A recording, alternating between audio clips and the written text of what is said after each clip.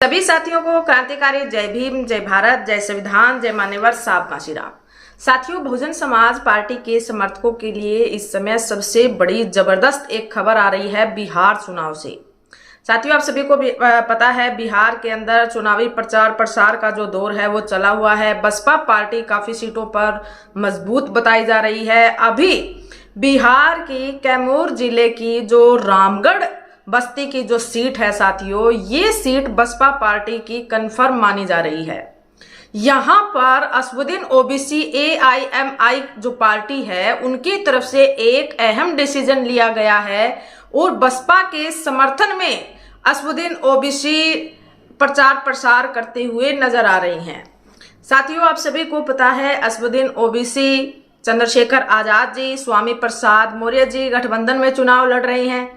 जो उन्होंने तीसरा अलायंस वहां पर बनाया है, ग्रांड डेमोक्रेट अलायंस, इस अलायंस ने बसपा पार्टी को समर्थन दे दिया है साथियों रामगढ़ बस्ती में।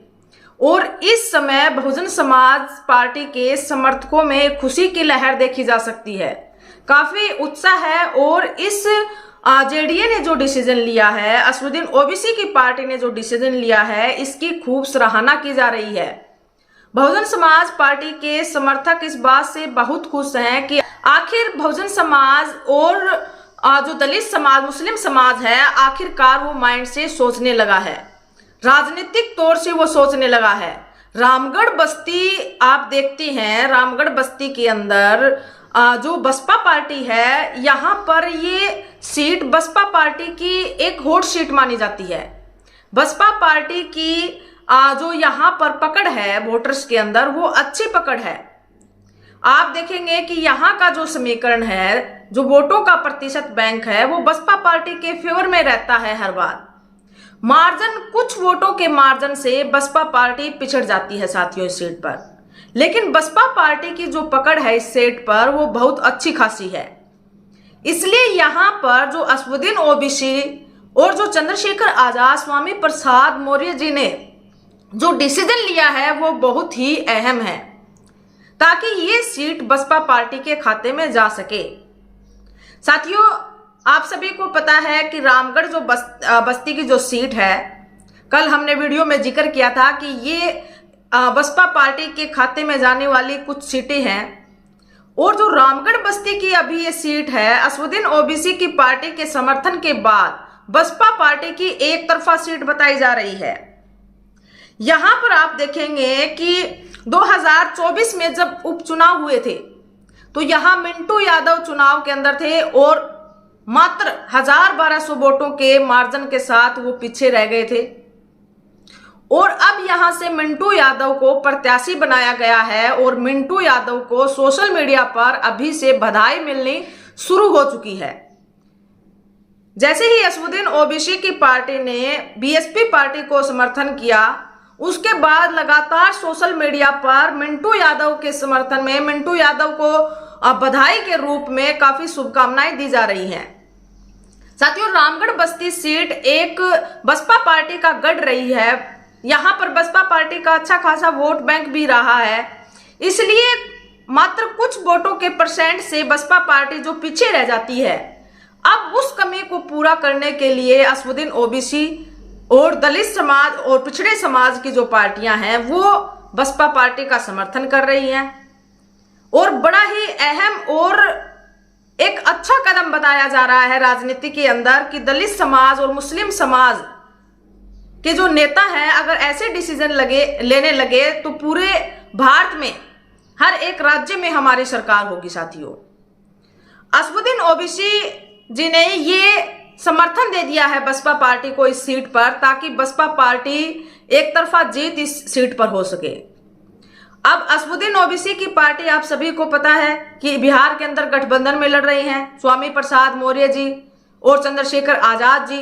अब अकेले असदुद्दीन ओवैसी जी ने तो समर्थन किया नहीं, जब तीनों की सहमति बनी होगी तभी बसपा पार्टी को समर्थन गया है। साथियों, अब तीनों नेताओं ने बड़ा अच्छा कदम लिया है ये, और इस कदम की सराहना करनी चाहिए कि उन्होंने बसपा पार्टी के कैंडिडेट जो मिंटू यादव यहां पर खड़े हुए हैं, उनको जितवाने के लिए और बसपा पार्टी जो कुछ मार्जिन के साथ पीछे रह जाती है, उस मार्जिन को पूरा करने के लिए ये एक अहम डिसीजन तीनों नेताओं की तरफ से लिया गया है साथियों।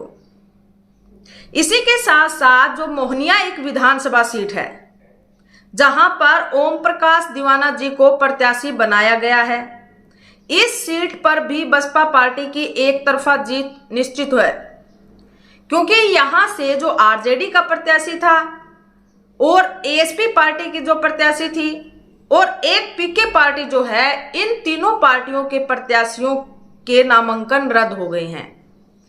अब जो सीधी टक्कर बताई जा रही है वो बीजेपी पार्टी और बीएसपी पार्टी के बीच बताई जा रही है।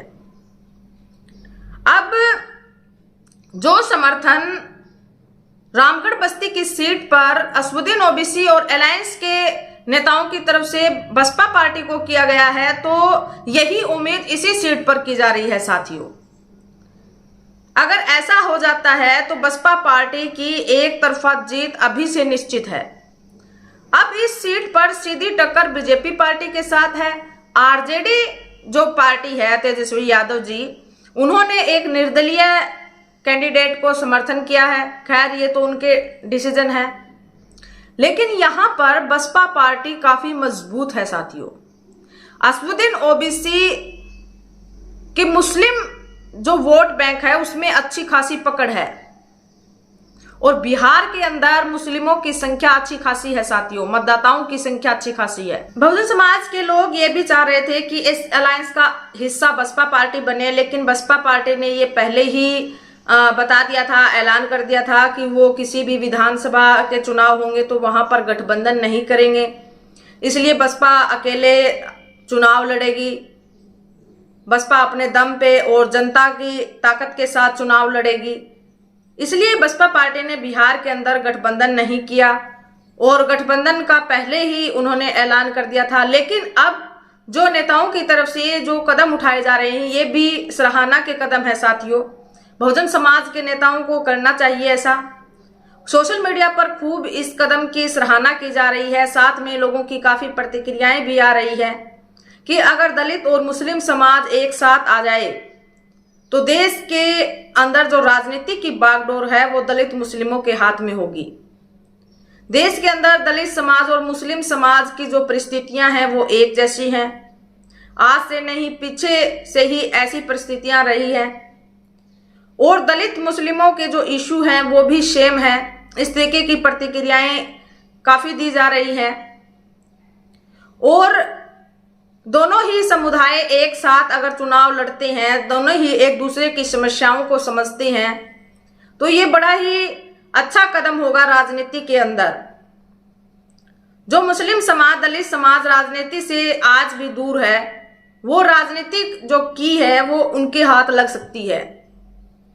बिहार, उत्तर प्रदेश जैसे राज्यों में मुस्लिमों की जो संख्या है, अल्पसंख्यक समुदाय की जो संख्या है वो काफी है। दलित समाज के वोटरों की संख्या भी काफी है, इसलिए दलित मुस्लिम एक साथ आ जाएं तो एकता इनकी अगर बन जाए तो राजनीति पाना कठिन नहीं है साथियों। इस तरीके की काफी प्रतिक्रियाएं बहुजन समाज के लोगों की तरफ से दी जा रही है। अब देखना यह है कि असदुद्दीन ओवैसी जी ने क्या सोच समझकर बसपा पार्टी को समर्थन किया है। आप अपनी प्रतिक्रिया जरूर दीजिए। हमें ऐसा लगता है कि बसपा पार्टी मात्र कुछ वोटों के मार्जिन से यहां पीछे रह जाती है, जीत के काफी नजदीक होती है बसपा पार्टी, और असदुद्दीन ओवैसी जी राजनीति के अंदर अच्छी पकड़ भी है उनकी, और बहुत अच्छा सोच समझ रखते हैं वो राजनीति के अंदर, और काफी एक्टिव है वो राजनीति के अंदर। दलित और मुस्लिम समाज के इश्यू जो है उसकी अच्छी नॉलेज है उनको, और जो राजनीतिक समीकरण है वो अच्छे से मिलाना जानते हैं, उसकी अच्छे से पकड़ है उनको। इसलिए उन्होंने बड़ी सोच विचार के साथ ये डिसीजन लिया होगा, ताकि बसपा पार्टी जो कुछ वोटों के मार्जिन के साथ पीछे रह जाती है वो मार्जिन कम हो सके और बसपा पार्टी जीत हासिल कर सके।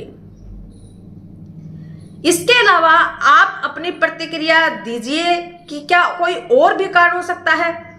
साथियों, इस समय चंद्रशेखर आजाद हो या असदुद्दीन ओवैसी हो और बसपा पार्टी हो, बिहार के अंदर काफी चर्चाओं में चल रहे हैं।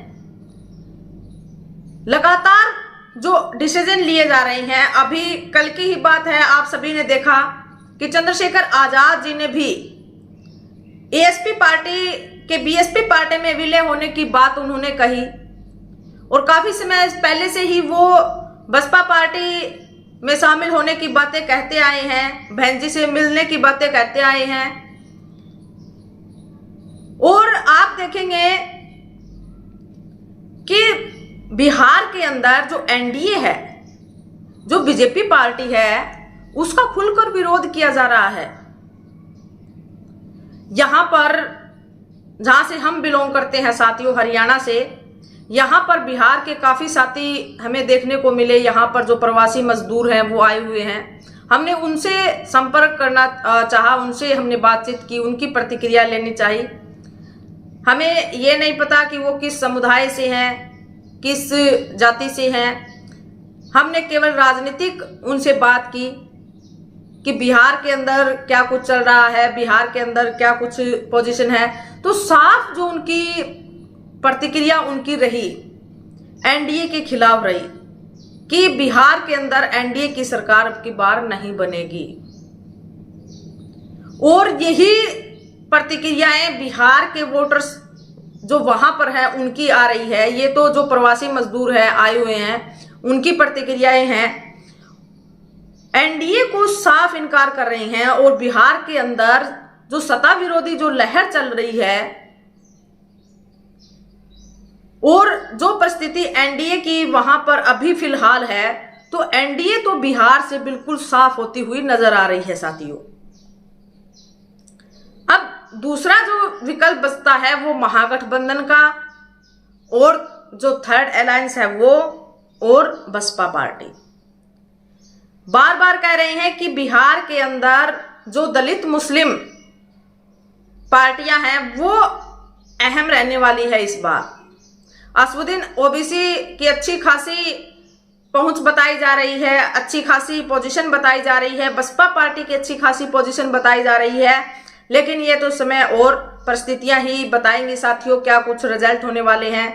और जो नेताओं की तरफ से जो डिसीजन लिए जा रहे हैं, इनकी खूब सराहना की जा रही है, अच्छे कदम बताए जा रहे हैं और हम भी इनकी खूब तारीफ करते हैं कि उन्होंने इस तरीके का कदम उठाया। अगर बहुजन समाज के नेता इसी तरीके से सोचने लगेंगे, बिना किसी अपने पर्सनल अहम में, अपने किसी पर्सनल बेनिफिट की बजाय समाज हित में सोचने लगेंगे, तो बाबा साहब डॉक्टर भीमराव अंबेडकर जी और महापुरुषों का जो स्वप्न है वो जल्द ही पूरा होगा साथियों। अदरवाइज समाज ऐसे ही छोटी छोटी बातों पे कटता रहेगा, छोटी छोटी बातों पे मनमुटाव होते रहेंगे, तो समाज की परिस्थितियां चेंज होने वाली नहीं है। राजनीति के अंदर इस तरीके के कदम उठाना बेहद ही जरूरी है। जहां ये लगे कि यहाँ पर ये पार्टी मजबूत है तो वहां पर उनको समर्थन करना चाहिए। साथियों, इसी को लेकर आप सभी की क्या प्रतिक्रिया है, आप हमें कमेंट सेक्शन बॉक्स में जरूर लिखें। वीडियो को ज्यादा से ज्यादा शेयर कीजिए और चैनल को सब्सक्राइब कीजिए। धन्यवाद।